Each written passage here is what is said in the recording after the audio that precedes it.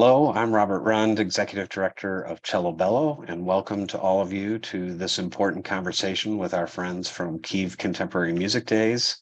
We have built this relationship over the past year, and due to the unfortunate circumstances of Russia's war against Ukraine. We met with our friends on August 24th for a conversation on Ukraine's Independence Day. And now that we are fast approaching the 1-year mark, we wanted to rejoin the conversation and allow them to share a little bit about their work supporting musicians throughout the country and organizationally. I had the fortunate opportunity to meet Albert in person in Berlin in December, and I can tell you that these young and inspiring people really are true to their work and are doing wonderful things amidst a very difficult time. So we're happy to have them join us today. And before I introduce them, I will introduce CelloBello's artistic director and founder, Paul Katz. Hello, everybody. Welcome to our friends on camera here from Kyiv Contemporary Music Days. I want you to know that it's been a privilege and an honor to have been speaking to you and to learn about your work over this past year.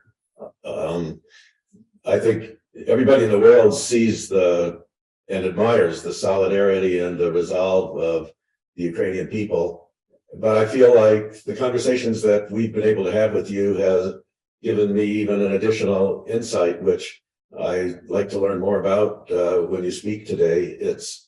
What I've learned is how important it has been for you to go on with daily life. I think so many of us may not realize that, but as musicians, the concerts and the composing, the music lessons, the teaching, all of that has continued, thanks in good part to you and the organization, despite missiles falling 24/7 and buildings collapsing and death and destruction everywhere. I don't think any of us can relate to that. I know that perhaps the closest experience in this country that we've had has been 9/11, but that was only one day. But it's as close as we have to a similar experience. And I remember how important the opening of the museums, the concerts, formal concerts, but also just street musicians on the corner playing, how much that meant to Americans at that time. And so I understand from that perspective how the fact that you continue to play and make music, how that helps with the mental and the emotional health and the morale of the country. I just want to say how much I admire you all, and we're looking forward to hearing more of what you are doing. I'm so pleased that we were able to make this video last summer now with cellists, some very good cellists playing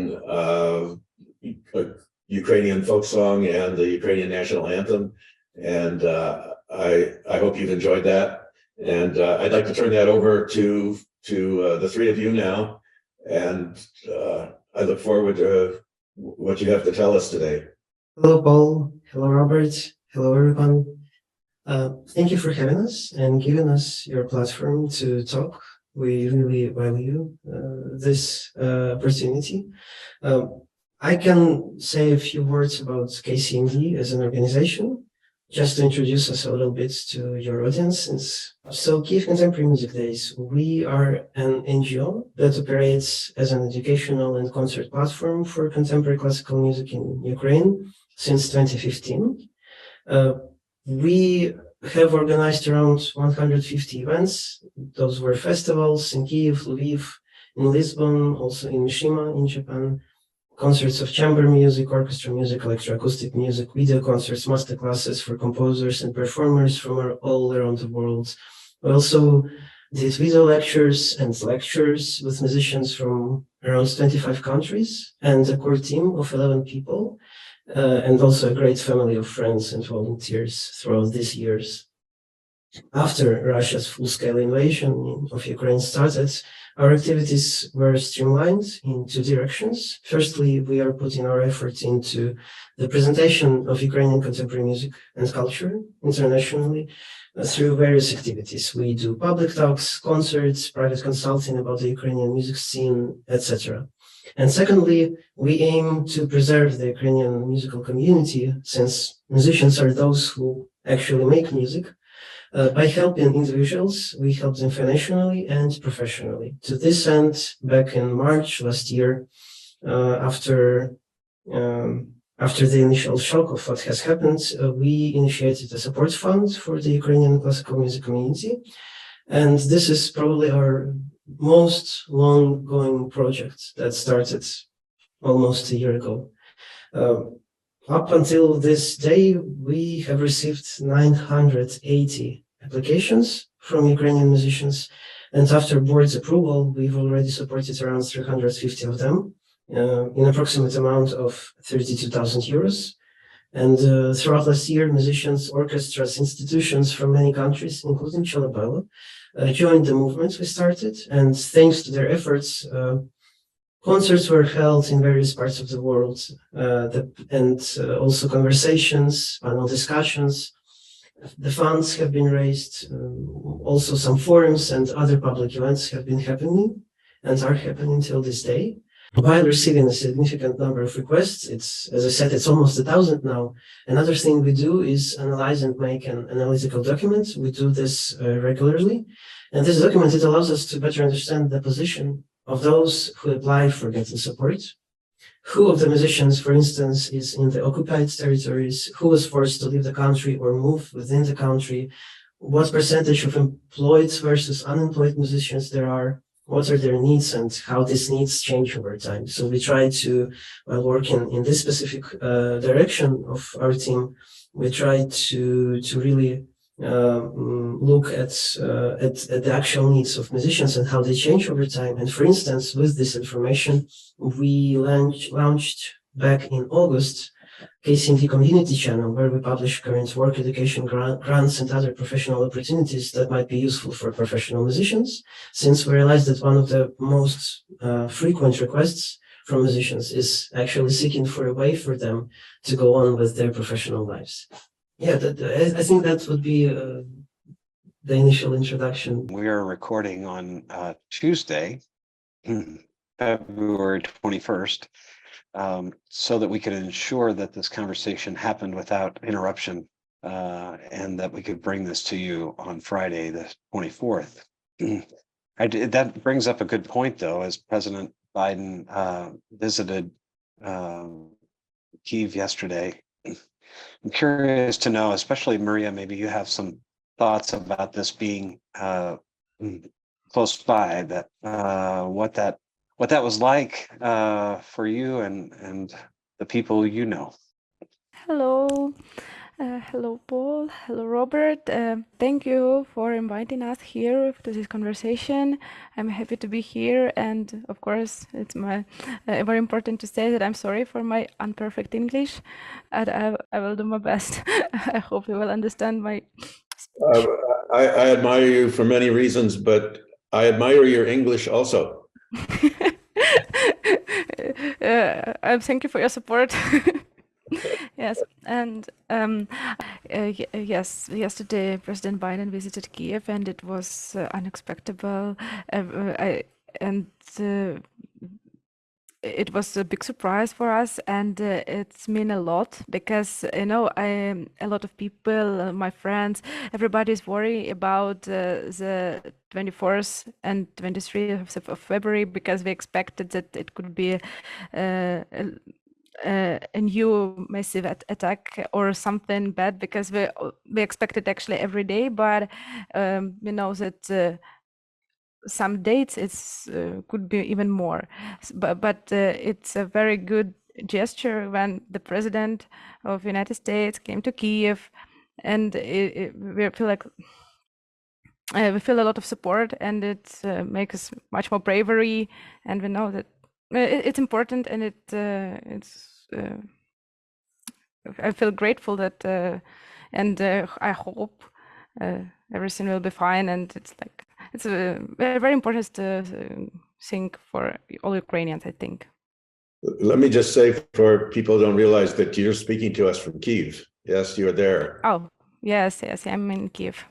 Yes, and was there anything on the streets, or was the traffic stopped, or did life go on as normal, or what was it? Oh, yesterday, yes. In the morning, I read the news, and it was information about some roads was like blocked because we expected some somebody very, very important, and of course, 2 hours later, I see photos from Mikhailivska Square, where Biden president and our president Zelensky, and of course, but now the city is okay. Biden visited Kyiv only for 6 hours, very fast visit. So. I know Les said a little while ago that Ukraine has been out of the news a lot, and that's true. So that's one of the good short-term things about Biden being there, is that you are back in the news again. Then we all have to hope that the 24th will not be bad. If I just made that a small little thing, to me as a Ukrainian, it's valuable and important that both Biden and also other politicians from other countries who actually visited Kyiv, especially, well, not especially, but including March last year when the Russian troops were next to Kyiv. This has to show us that the bravery of my co-citizens and their ability to stand up to the aggression and to defend the values we actually share is being recognized, and we are seen as we are, especially those of my co-citizens who did have the guts to stand up in front of say Russian soldiers or even Russian tanks, and to at least make their small contribution to make them stop in the way they find it possible. And I think this is the first time in the history of Ukraine when we are actually recognized and supported by so many countries of civilized world at the moment when Ukraine is being attacked by Russia, which the last part, Ukraine being attacked by Russia, is not something new. This has been happening for many hundreds of years. So this is not new. What is new is the reaction of international community. Still, we pay high price for Ukraine to remain independent, but this time we are actually supported, and we do have a chance. Probably I can also give the floor to Maria, my dear colleague. I wanted to speak about some stories of people from Ukraine, from musicians. Recently, we conducted a survey among people who received help from our foundation. We asked them to fill out a small questionnaire and tell us how the war affected their lives, what their needs were at the time of the application, and how the fund helped to solve the problems. I would like to quote some stories because they offer a very vivid depiction of the life of a musician in Ukraine during a full-scale war.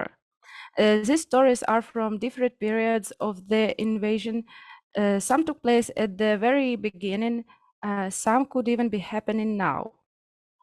All people who filled out this questionnaire gave their consent for the publication of their stories. The stories from Elena from Kryvyi Rih. The war took away the opportunity to develop professionally as a musician and to earn money. With help from the fund, I could pay the rent, buy food, and some medicines. Bogdana from Kharkiv.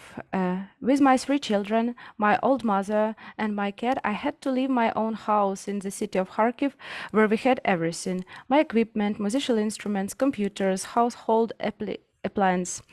We left with small backpacks and had nothing with us except documents and personal belongings. Victoria from Chernihiv. Many students left the city and the country. Some of them managed to work remotely. Psychologically, it's very difficult for everyone. The financial support of the foundation helped me repair some damages in the house after the occupation of our city. Katerina from Kharkiv. I have to leave my city of Kharkiv during a heavy bombing. My violin was damaged. The institution where I worked, University of Arts and Theatre of Opera and Ballet, are closed now. Support from the fund made it possible to repair my instrument. Could I just ask you a question, if you don't mind? Of course. Musicians, there's probably many answers to this question, but when people must pack and leave and flee, do they take their instruments? Do they leave their instruments? Have instruments been destroyed in the bombing? I'm sure. I mean, as a musician, I can't imagine myself without my cello. It's almost like cutting off an arm or something. So, but when you're fleeing for your life, maybe there are different priorities. Yes, we collect these stories from from people, and we know that some people just run, and of course the priority you run. You can take you take your children, your cat, and you go. This is story from woman from Kharkiv, but we have a different story, of course. And Les, if you can. If I may add. Just to give you a little bit more context, when people were fleeing, they wouldn't always have a car of their own, where they could put the instrument. And sometimes the instrument itself would be quite big. And so they just wouldn't have the, the possibility physically to bring the instrument with them. So some people were able to, carry the instrument with them, but many more people just had to leave everything behind, just take the, all the essential things. And they would just jump on any car that was leaving the city, and that's how they left. Which is why, many people were left without their instruments, or their instruments were damaged or, destroyed as they fled. This would just intensify the trauma already, because I know at the most difficult times in my life, I can go to my instrument and play it and make some music and feel a little better. And if you have that taken away from you, it can just increase the sense of devastation. Thank you for your question. And I have 2 more stories. So Evgeny from Sumy. Sumy is a city close to Russian border. The war had a significant impact on my professional life because, firstly, it made musical activity go almost or completely out of demand, which is understandable.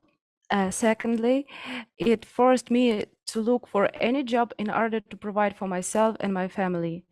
The support of the fund helped me a lot in the early days of the war, when my city was surrounded by the enemy, and there was a big problem with basic means of living. And Vadim from Kiev. The war was stopped the work of the theater where I work, especially during the period of active hostilities near Kiev. Now, when some theaters go back to work, funding was cut up to 40 to 60%. Unfortunately, many performances were cancelled because many artists who were evacuated due to the war have not yet returned to work. During air raids, performances are stopped and everyone is sent to shelters, which makes the normal creative process impossible and creates additional stress and discomfort for the audience. Material monetary assistance from the fund helped me in a difficult financial situation after the destruction of our house by the Russian invader. invaders. This story is which we get from the questionnaire. So, and also some people wrote that the support from the fund also helped morally, as they were able to feel that the musicians were not forgotten. So I think it's another important part of our work, that to help not only with financial support, but and morally. So Yeah. Well, first of all, Maria, your English is just fine. So thank you for everything, and thank you for those stories. I want to make sure our viewers sort of understand that, in essence, KCMD was a concert presenting, producing, supporting musicians that really, pivoted to address these fundamental needs of musicians throughout the country as they suffered. And I really just want to express my own gratitude and admiration for your ability to shift gears and see where there was need, and to actually serve that need in a way that you uniquely could, and that those people were people that you could uniquely care for and help during this time. So I think it's really remarkable to me, sort of what your organization was doing and how it responded in a crisis, in this invasion. And so to all of you, I congratulate you. The thing I want to say is, well, I really appreciate your kind words, but it's not something that we try to do to be praised. It's rather that we, like most of us, not all of us, which I think is also good, but most of our team are musicians ourselves. And when the foundation started,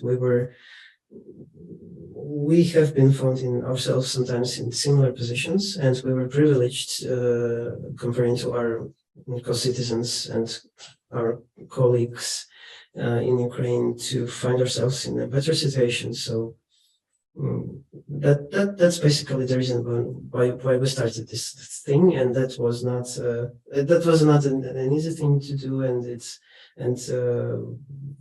I personally had a lot of fear regarding how we would be perceived, since first of all, we raise money, which is responsibility. And second thing is, while being already aware that the needs of the musicians are basically needs of human beings, why should not then we start a foundation to support everyone? And I was a little bit afraid of anticipating, I should say, questions regarding why musicians, since the needs most of the musicians had, especially at that moment, are basic human needs, like that have nothing to do with profession. But that's the thing, that professional musicians have been impacted, as any artist probably, when war comes in your country. One of the weakest chain in the society is artists, since the thing you and I produce, especially in the first months of war, probably are not the top priority. So who needs you with your instruments to give a concert? And it is understandable, concert is not a priority, at least for some time. Then it is something that's needed to bring people together and to remind ourselves what we actually stand for culturally. So therefore, musicians usually, they found themselves in the situation when they just cannot go on with their profession, and they just cannot go on with supporting themselves and their family in the situation when the actual cost of living is getting more and more expensive. Especially if you move to another place, you need to rent. You need money even for gas or for transportation, and then you need to rent a place where you and, for instance, your family can stay if you are forced to move to a safer place. And from what we have been observing, most significantly suffered those musicians who were freelancers at that moment, since now it's much better. Now we actually do have concerts, and now the situation has stabilized. Still not as in pre-full-scale invasion periods, but it's better. In the first months, it was like the concerts were cancelled, so there was no possibility for a musician who is a freelancer to go on with their profession. Yeah, sorry, this is quite a long monologue. I think I should stop and give floor to someone else. Let me just say that it's so clear to everyone that you're not operating because you are in search of praise. Calamity in your country, and everybody is doing what they can in their own way to be helpful. And I think it's a demonstration that art and music is a human need, even in times of war, maybe even more in times of war. So, no, you don't have to even think about that. But I wanted to ask Les, just to bring you into this conversation, I wanted to actually tell our audience that Les wrote an amazing blog. I believe it's called Solidary Rather Than Pity. At the time that you're seeing this video, you will be able to go to cellobello.org and read his blog, and I urge everybody to do that. And so I'd like to hear from you more about that, the mentality of that thought, and how basic and important it is to what's happening today. Thanks, Paul. And in general, again, thank you so much, Robert and Paul and all at the CelloBello for having us today. It's really important what you're doing, and actually, like many of the things that we at KCMD have been calling, our fellow musicians around the world to do is exactly what CelloBello is doing right now. And I just, you're great, and thank you so much. Yeah, the blog that I wrote touched on this aspect, which is like often it's not very visible when we talk about Ukraine. I can tell because I'm currently based outside of Ukraine, and I can kind of feel the coverage that Ukraine gets, and it's not much coverage. Like recently, Ukraine is not really in the headlines anymore, although the war continues. But like over this past year, most images that cut through the media are those of utter destruction and hell, and that is true. I mean, that is what is happening in Ukraine, but it's not the whole picture. It's not a complete image of what is happening in Ukraine. And so when we are talking about Ukrainian musicians, we just need to keep in mind that these are people who were classically trained, who have had years and years of experience, and then suddenly, and they lived, their ordinary lives, which were not so different from the lives of, their counterparts in the US or in Europe. They would play concerts, they would teach music at music academies or music schools, and then one day their lives were dramatically changed because of this war, and they had to adapt to this new reality. But most of these people, all they have ever wanted to do was doing music, playing music, or creating music if they were composers. And people continue to do that, even with the air raids, even with blackouts, or people who had to leave Ukraine temporarily. They keep this tight connection, close connection to Ukraine. They know that they will be back, and so they want to continue with their careers. They want to, grow professionally, and whenever you think about, helping a Ukrainian musician these days, and it's a great thing if you actually consider this, because we really need that.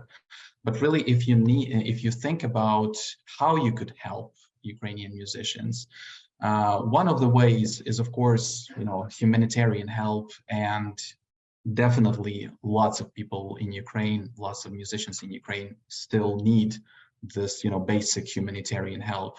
But perhaps even more importantly, we really wish that our colleagues abroad, in the US in particular, would think about Ukrainian musicians as potential partners in joint projects, as potential peers in collaborations. So whenever we, talk at the international platforms, we always say this, to anyone who has the same interests as us, please choose to include Ukrainian music in your program. Discover Ukrainian culture. There is so much out there. Give platform to Ukrainian voices, and of course collaborate, with Ukrainian musicians, composers, musicologists, and other music professionals. And I think that 1 year into this war, it is perhaps more relevant than ever, because the war is not over, although it really almost disappeared from the media coverage. And yeah, we still have this urge, we still have this need for cooperation. But I would also like to say that thankfully, and we are really blessed, that throughout this year, many people actually got back to us, after hearing what we were saying, and they were asking us where they could find more information about the Ukrainian contemporary classical music scene or classical music in general. At that time, there was not really a single, online resource that you could just, Google and find that kind of information about Ukrainian music. And so at some point, we at KCMD decided that this was a gap for us to fill.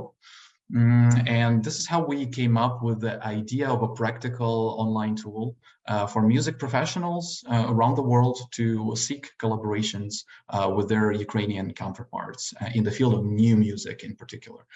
And so thankfully, the Goethe Institute in Ukraine provided funding for this. And last December, we presented the Contemporary Classical Music Portfolio Ukraine. So this portfolio is a curated selection of organizations and professionals that, in our opinion, best represent the field of contemporary classical music in Ukraine today, and are the go-to institutions for international cooperation. And I think maybe it would make sense for me to just give you a peek into this website that we created. So I'm gonna share my screen for just a little bit. Okay, great. So yeah, this is the Contemporary Classical Music Portfolio Ukraine, which we developed and presented in December. So it's actually pretty simple, pretty easy to use. Here you have currently 3 main categories to work with. So you have organizations and professionals who are known to have organized projects in the field of new music, contemporary classical music in Ukraine and internationally. So they are, they could be your partners like tomorrow. They're great. We know them. So there are also composers. Here in the portfolio, we only have living composers who are currently working in the field of contemporary classical music. So those are people you can go to commission stuff. They're also pretty well known, not only in Ukraine, but also outside of Ukraine. And we also have media. This is the smallest category so far, because unfortunately, we only have one media currently in Ukraine that writes about contemporary classical music. But it's a great media, by the way, so I definitely recommend you to check them out, the clackers. It's easy to use. We have this search by category tool. So depending on what you have in mind, the kind of project that you're thinking about, there are different categories. For example, if you want to organize a concert or a festival, you want the Ukrainian expertise in the field, you can select this category. You have the filter that gives you the relevant profiles in the portfolio that will do just that, you know, that are good at organizing concerts and festivals, and so on and so forth. So you have many categories here, as you can see. In terms of like what the profiles look like, I'll just give you a random example. So it's pretty straightforward. You have all the contacts here, so you can, you know, contact this person directly. You have a short bio here just to give you an idea of what this person has been doing, and you have selected works. And the good thing about these is that you can first of all, they are provided by the composers themselves, so this is their own, you know, vision of what they're doing, and you have links to all these works, so you can listen to them right away for free. So it's all there, it's all available. When it comes to the organizations, it's pretty much the same thing. So you have the contacts here, you have a short about section, and you have selected projects that just for you to have an idea of the kinds of things that these organizations are doing. And also you have this little gallery here, which is photo gallery, again, just, you know, to give you a general idea of what it's all about, so the kinds of projects that they are making. So as you can see, this portfolio is mainly designed for organizers of events outside of Ukraine, like international music institutions, festival programmers, conferences, and so on. And it allows you to find the right person or institution in Ukraine to work with, be it a concert agency, philharmonic, or a media, or a composer that you could approach to commission music. And with portfolio, you have everything you need to know about this person or institution in one place, with contacts and all. So the portfolio is an ongoing project. So we only launched it in December, and we will continue expanding it with more profiles and new categories, such as the performers, like musicians, ensembles, orchestras, etc. At the moment, it's mostly a matter of funding, but we're getting there. So we invite you all to take a look at the portfolio, and even if you don't have, you know, a full-fledged idea in mind right now, you can start by checking out the composers, for example, and we got tons of great music there to listen to. And then you can discover the kinds of projects Ukrainian music professionals have been organizing in recent years, which in turn may inspire you to do a project together. And that's exactly the kind of support we need most. I won't tire of, you know, saying this over and over. New collaborations, more opportunities for a dialogue between Ukrainian and American musicians, and as a result, more sustainable and long-term partnerships between music professionals in Ukraine and the US, built on trust, solidarity, and most importantly, in my opinion, genuine interest in each other's music. I just wanted to throw in at the end that one of the things I've learned or become more aware of in this last year with the dialogue with you guys is just how rich the Ukrainian classical history is. So many great composers and artists that the Russians have sort of appropriated, and that we think of as Russians actually were born in Ukraine. Yeah, you have a depth to your tradition and history, and a lot of incredible music making that goes on in your country. Also, you were just talking about that I think you referred to it as an ongoing project as support comes in. And I thought maybe this is a good time. We are trying to raise a few dollars for you as we go through this, that maybe Robert could tell people how they can give if they would like to support the work that you guys are doing in Ukraine. Right, we'll put a direct link directly in the description of this event underneath in your YouTube video. So you'll be able to link directly to where you can make a donation. But Les, I think your point is really well taken with regard to really ongoing relationships that embrace and incorporate and exchange with Ukrainian culture. And, you know, I love the particular slant on contemporary composers, knowing that we have at least one in the room here.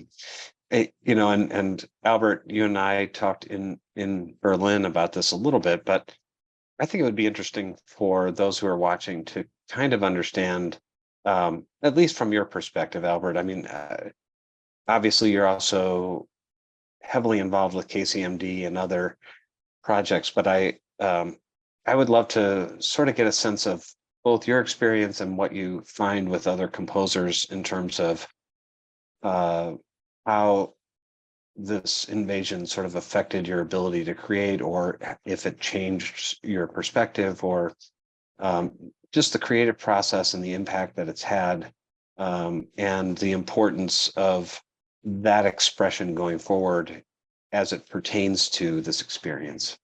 It's a good question. Thank you, Robert.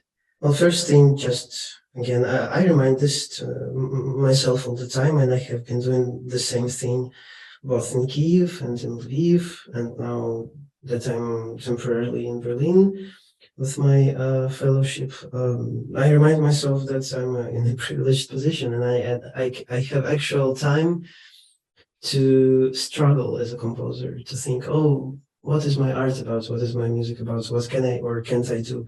And I remind myself that there are people like me who just, you know, they are occupied with some more practical things that have something to do with basic safety, or either of themselves or of those who are close to them. So that's one thing. And the second thing, simply artistically, but from a practical point of view,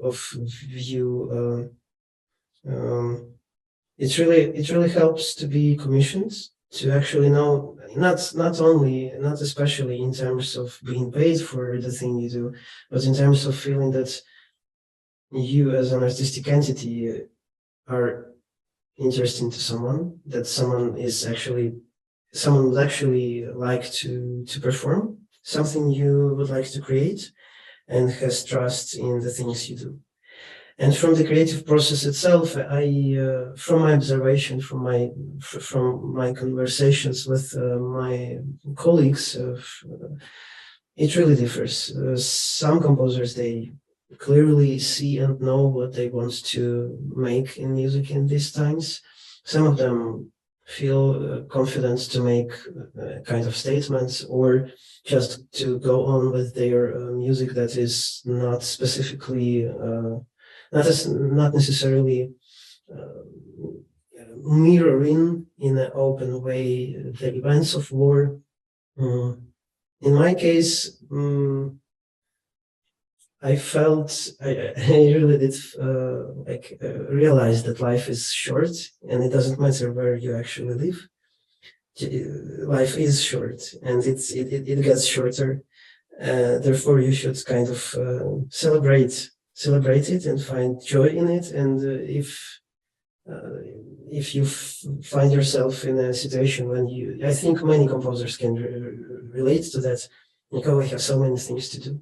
I have this and that, and also, so it's the family or some work, some projects that are not related to creating music. But then when you feel that you actually feel this importance of being alive and of those minutes of your life, you actually suddenly think, what is most important for me? What I actually would love to leave behind when I'm not around, you know. And that became my recipe to actually dedicate maybe an hour or two, just in 1 week, but to actually writing something. Obviously being not satisfied with that, but at least doing something that then brings value to my life. Maybe my life would be the only life that this thing that I'm doing brings value to, but that's actually already enough. It's beautiful. Les or Maria, do you have any, if not your own creative processes, those that you've observed from other fellow composers and musicians trying to create amidst such a challenging time? Sorry, yeah, I was thinking about what I could say. I am not a classically trained composer. I do create music, but it's really more of a hobby. It's not a profession. So I am not sure my experience is really relevant, but I find what Albert said very compelling and close to what I feel about this. And I think it should be noted that after something like this huge full-scale invasion happens in your life, it's for a certain period of time, you just, I mean, I know it didn't happen to everybody, but it certainly happened to many people I know, that you just feel that what's the point, of doing anything? Like, what's the point of creating music when things that you knew were there are just, disappearing before your eyes, just like that. And so, and also, of course, the shock itself, like the stress, just makes you unable to think about anything else than just, you forget to eat, you forget to sleep, you don't really think about music at all. But I think this is the process that all Ukrainians are going through, is this adaptation to the new reality.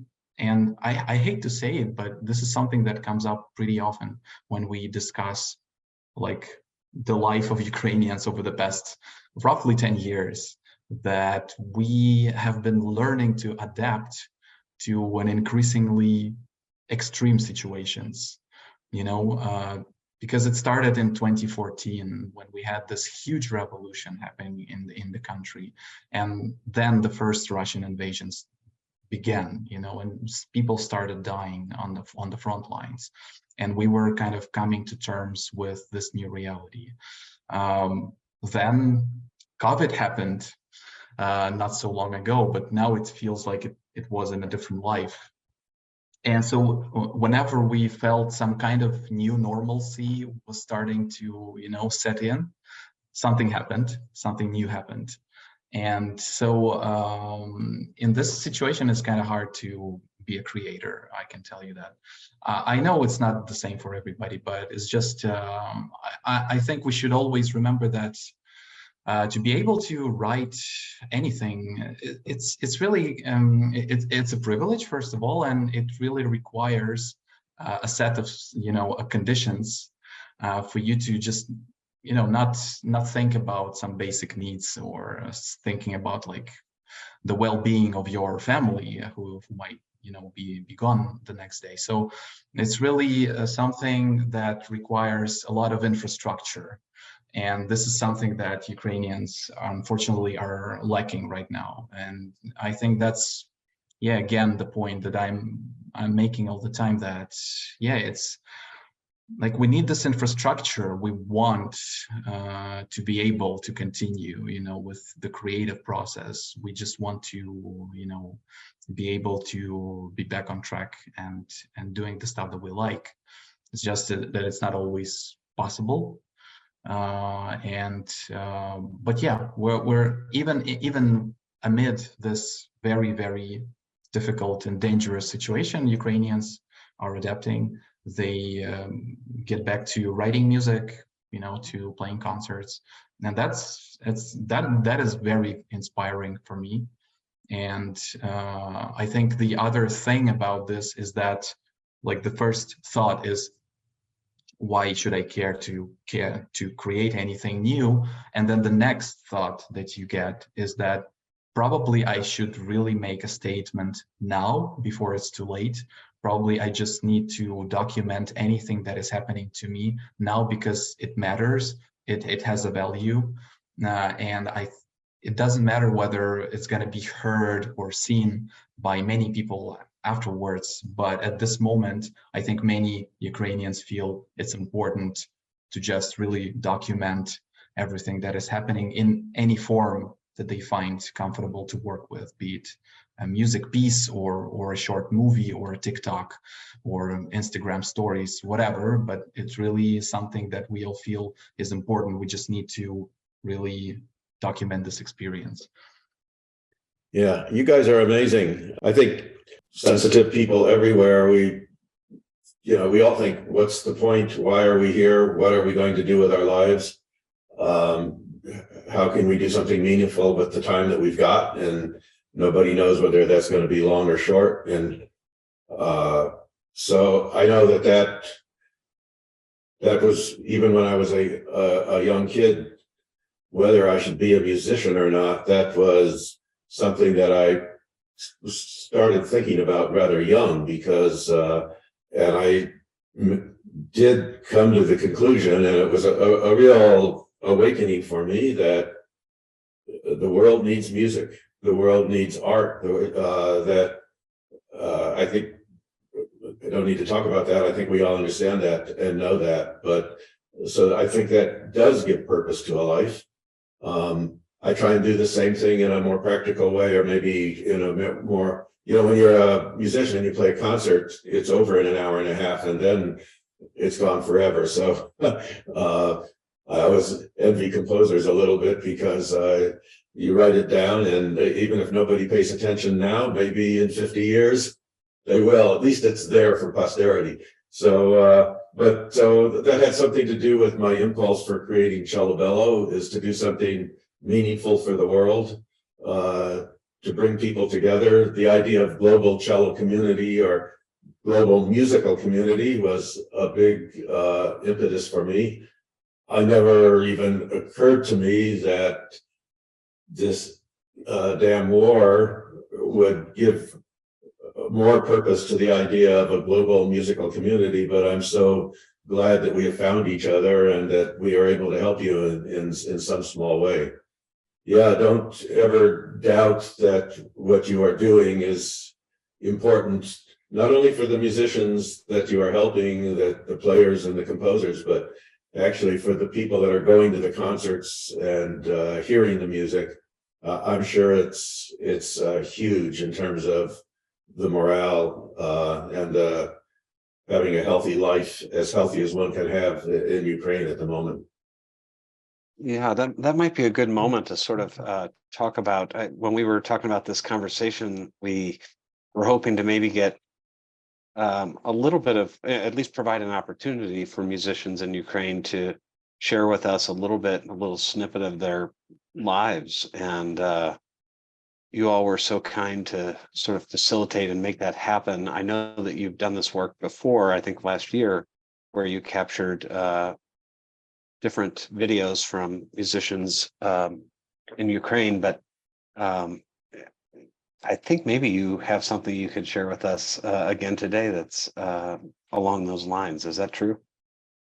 Yeah, absolutely. Albert asked me to introduce it, although Albert is the co-author of this video, co-editor of this video. So we really wanted to bring some personal stories to this meeting, because we often speak about those grand, big things, like, which are more abstract, and we sometimes forget about the actual people who are behind this. And what we did, we asked our friends, the musicians, composers, musicologists, and other people involved with the music to send us anything they had on their phones from the last year, and really anything. So it didn't have to be footage from war-torn cities of Ukraine, because many people really had to evacuate. Some people had to leave Ukraine for the time being. Some already came back, but so yeah, people are in flux right now, and it's also the story of what is happening to the people that we try to support. And so we asked a friend of ours, Maxim, to make a video out of those snippets, and it was a hard task because those are very different stories from very different people. But I think he actually managed to create a very, very cool video that really gives you an idea of different experiences of different lives amidst this war. So Albert, if you'd like to add something to this. Just the thing that Maxim McLean is actually the editor. I'm not. So I can roll it. We actually got it like 2 hours before the start of our conversation. So we are still, it's fresh for us as well, and we are still excited with the result. So I'm going to start it. An example of the creative process.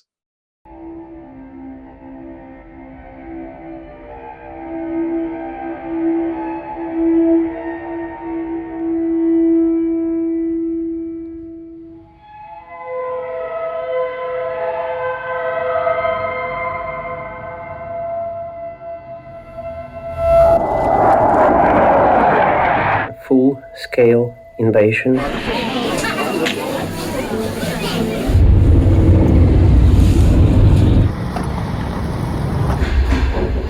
When is the war going to be over? I don't see it on your calendar.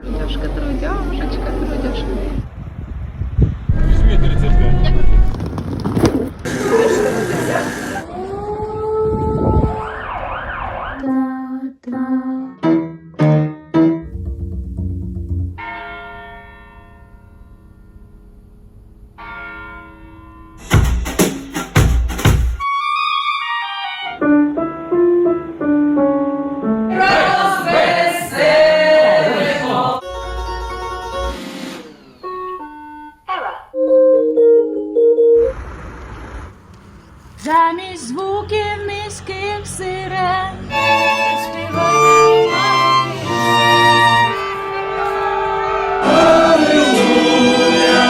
Also its imperial culture with Tchaikovsky and the Bolshoi.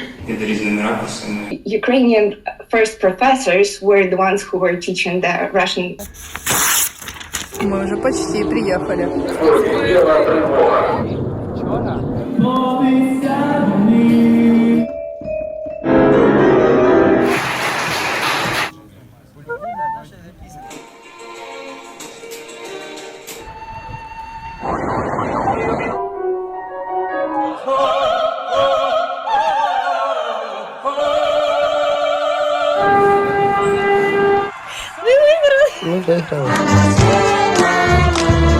Mr. Zelensky.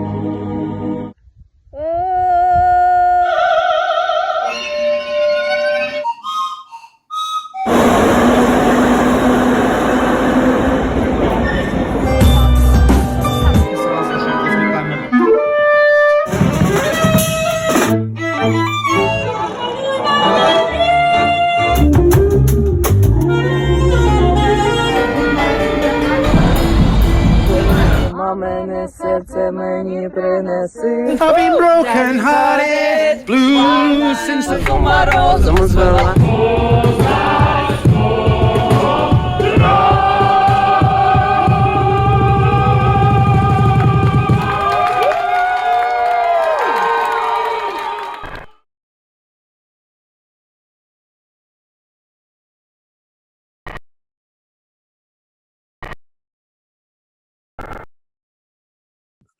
That's about it. Nice. We can probably add a link to that directly in the description as well. Yeah, we do plan to post it on YouTube later on. But at the moment when our conversation is going to become public, it's going to be there. Okay. Yeah, I think that's a great place to take a pause, and I want to thank you guys again. It's really, it's just been wonderful to get to know you and to see your work. And Albert, it was amazing to be able to share a hug in person. I never imagined that was going to happen. So thankful to the city of Berlin for that. And we will, Paul mentioned earlier the video that the musical video that we had made with some friends throughout the world, and we'll put a link to that as well if you hadn't seen that collage of, for all of those out there that haven't seen that video of the Ukrainian national anthem and folk song arrangement commissioned by CelloBello by cellist Mike Block. So we will put a link to that below as well.